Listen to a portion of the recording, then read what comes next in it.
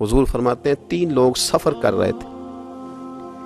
ये आप अंदाजा फरमाइए, सही मुस्लिम की हदीस है। और जरा हुजूर के समझाने का एक ये रंग भी है अल्लाह को मनाने का, एक ये अंदाज भी है उसकी बारगाह में गुजारिशात पेश करने का। ये भी एक तरीका हुजूर ने हमें बतलाया। अगरचे अपनी नेकियों को छुपाना चाहिए, नेकियां जो छुपी हुई होती हैं वो कीमती होती हैं, वो कीमती चीजें होती हैं जो लोगों ने छुपा करके रखी होती हैं। हजरत अब्दुल्लाह इब्न उमर फरमाने लगे कि नबी पाक सल्लल्लाहु अलैहि वसल्लम फरमाते हैं 3 लोग सफर कर रहे थे, रास्ते में तूफान आ गया, तेज बारिश शुरू हो गई, तो हुजूर फरमाते हैं वो तीनों बारिश से बचने के लिए एक गार में छुप गए। उनको पता है पुराने ज़माने के अंदर गारें होती थी और लोग जब सफ़र करते थे लंबे तो पत्थरों और पहाड़ों के बीच में से सफ़र करते थे।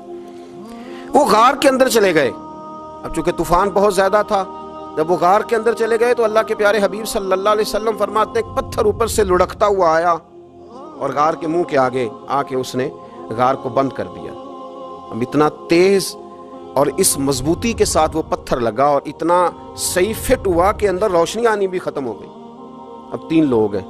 थोड़ी देर तो वो परेशान रहे कि शायद अब कभी बच नहीं सकेंगे, शायद चारों जानिब अंधेरा ही है और अंधेरा ही रहेगा, शायद यहाँ से निकलने के लिए अब हमें कोई रास्ता मुयस्सर नहीं आएगा। वो पहले तो परेशान हुए, फिर कहने लगे यार इस तरह करो, जरा गौर कीजिएगा मेरी बात पे।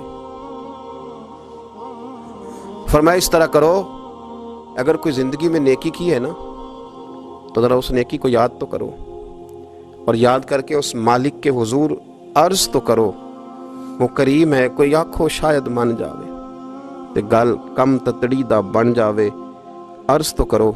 तो उनमें से ये आप अंदाजा फरमाइए, ये बात बयान कौन कर रहा है? ये मदीने वाले रसूल बयान कर रहे हैं, ये नबी पाक अलैहिस्सलाम ने बयान फरमाया।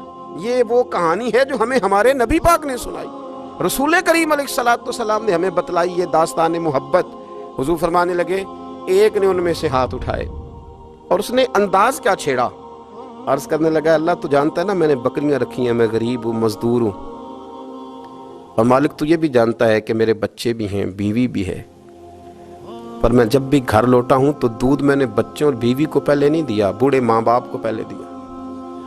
अल्लाह मैंने उनके साथ हमेशा करम के बाजू खोल कर मामला किया। वो गार में तन्हा बैठे हैं और अपने मालिक को मना रहे हैं।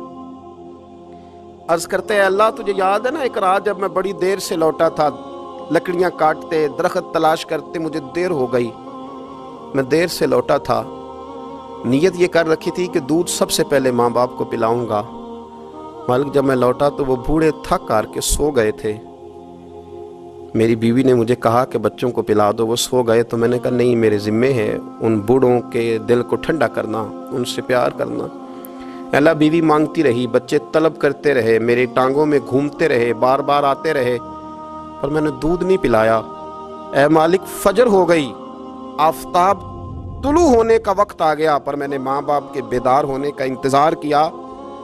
ऐ अल्लाह वो जब उठे तो उनकी आंखों में जो मेरे लिए दुआ थी और उनके सीनों में जो मेरे लिए करम था, अगर तेरी बारगाह में वो नेकी कबूल है तो मालिक फिर रहम फरमा, न इस मुश्किल से आसानी अता फरमा। सुनो सुनो, रसूल करीम सल्लल्लाहु अलैहि वसल्लम फरमाते हैं कि उस बंदे की दुआ मुकम्मल हुई तो पत्थर थोड़ा सा सिरक गया और इतना सिरका कि आसमान नजर आने लगा। जिसने माँ बाप को मनाया है, उनसे प्यार किया है, फिर यही बात वसीला बन जाएगी रब के मानने का, फिर ये वसीला बनेगी, अल्लाह इससे मान जाएगा। फिर रसूल करीम सल्लल्लाहु अलैहि वसल्लम फरमाने लगे, दूसरा बोला और अर्ज करने लगा कि ऐ अल्लाह तू जानता है मुझे अपने चचा की बेटी भाने लगी थी, मैं उसकी तरफ रगबत करने लगा था, और मैंने जब उससे जाके इरादा किया कि मैं तेरा तालिब हूँ तो उसने मुझे कहा कि पहले 100 दिनार लाओ बाना, तो अल्लाह मैंने मुशक्कत करके 100 दिनार जमा किए, और जब मैं पूरी तरह उस पर हावी हो गया, वो मेरे कब्जे में आ गई और गुनाह का मैंने इरादा कर लिया, तो उस औरत के मुंह से एक जुमला निकला कि अल्लाह से डर। ऐ मालिक वो मेरे कब्जे में थी, ऐ अल्लाह मैं गुनाह पर कादिर था, मैं चाहता तो गुनाह कर लेता, लेकिन जब उसने तेरा नाम लेके कहा ना कि अल्लाह से डर, अल्लाह मैं डर गया, मैं उसे छोड़ के आ गया। अगर तुझे ये बात पसंद है तो फिर निकाल देना इस मुश्किल से, फिर कर देना करम, اللہ میری بھی تو چڑھتی جوانی تھی نا، میں بھی تو سب کچھ کر سکتا تھا، پر تیرے لیے، تیری خاطر میں لذت گناہ سے باز رہا تو اللہ تو رحمت فرما دے۔ حضور فرماتے ہیں اس کی دعا مکمل ہوئی تھی کہ پتھر تھوڑا اور سرک گیا۔ پھر تیسرا بولا اور اس نے بول کے کہا، اے اللہ ایک مزدور کو، ایک دیہڑی دار کو، ایک غریب کو میں نے کام پہ رکھا ہوا تھا، یہ تیرا اور میرا راز ہے اللہ۔ وہ مزدور، وہ دیہڑی دار میرے پاس کام پہ لگا تھا، کچھ چاول میں نے اس کی اجرت مقرر کر دی کہ تو کام مکمل کرے گا تو میں تجھے دوں گا۔ وہ جب اجرت لینے کا وقت آیا تو وہ بگڑ کر ناراض ہو کر چلا گیا، میں اسے ڈھونڈتا رہا، وہ مجھے ملا نہیں۔ میں نے اس کے چاولوں کی قیمت کاروبار میں انویسٹ کر دی، اس کا تھوڑا سا سرمایہ پر میں نے کھایا نہیں۔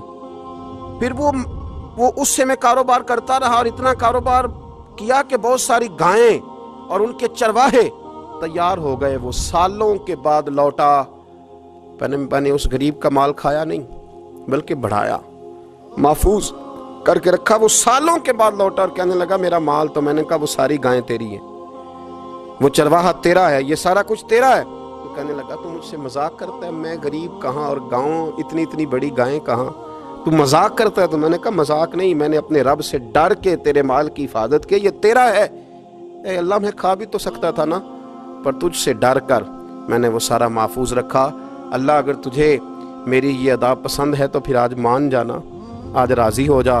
اللہ کے رسول فرماتے ہیں اس کی دعا مکمل ہوئی تھی کہ پتھر لڑکا اور ان کے لیے رستہ بن گیا۔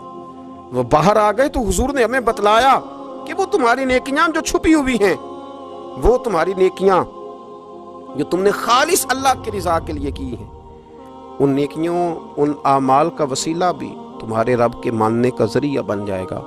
اس کو منایا جائے، اس کی حضور حاضری دی جائے، اس سے بخشش کا سوال کیا جائے، اس کی بارگاہ میں یہ گزارش کی جائے کہ اللہ غریبوں، مجبوروں، کمزوروں اور ان لوگوں کے صدقے جو اللہ رستہ دیکھ رہے ہیں کہ رستہ کب کھلے گا، جو تیری بارگاہ کرم کے سوالی ہیں، ان کے صدقے تو رحم فرما۔